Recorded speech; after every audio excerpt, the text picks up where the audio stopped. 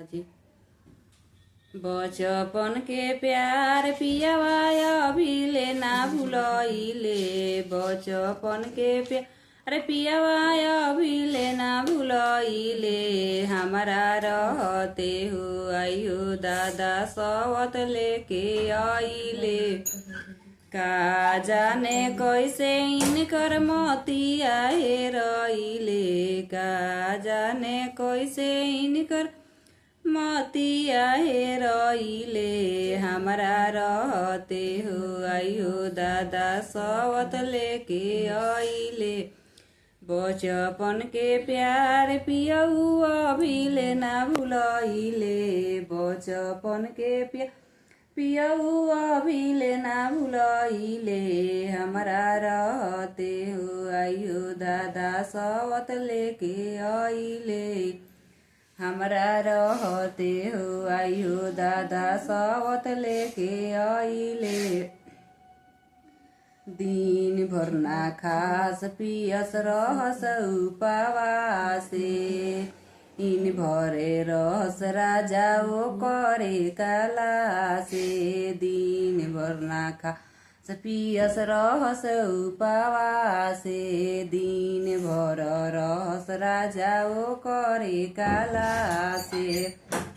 सब धन संपत्ति सब ओकरे पीछे गंवले, धन संपत्ति सब ओकरे पीछे गंवले। हमारा रहते हो आइयो दादा सवत लेके आइले। हमारा रहते हो आइयो दादा सवत लेके आइले। बचपन के प्यार पियऊ अभिले ना भूलइले, बचपन के प्यार पियऊ अभिले ना भूलइले। हमारा रहते हो आइयो दादा सवत लेके आइले। हमारा रहते हो आइयो दादा सवत लेके आइले। सुतल बड़ा की जागल बड़ा सुनो तारा की ना हो, सुतल बड़ा की बड़ा सुनो तारा की ना हो। टीका बेचाए आइल बाकी ना बकी ना हो, टीका बेचाए आइल बाकी ना बकी ना हो। सुतल की जागल बानी सब सुनता अनि, सुतल की जागल बानी सब सुनतानी। टीकावा के मोल कर बेग खोलतानी, टीकावा के मोल कर बेग खोलतानी। सुतल बड़ा की जागल बड़ा सुनो तारा की ना हो, सुतल बड़ा की जागल बड़ा सुनो तारा की ना हो।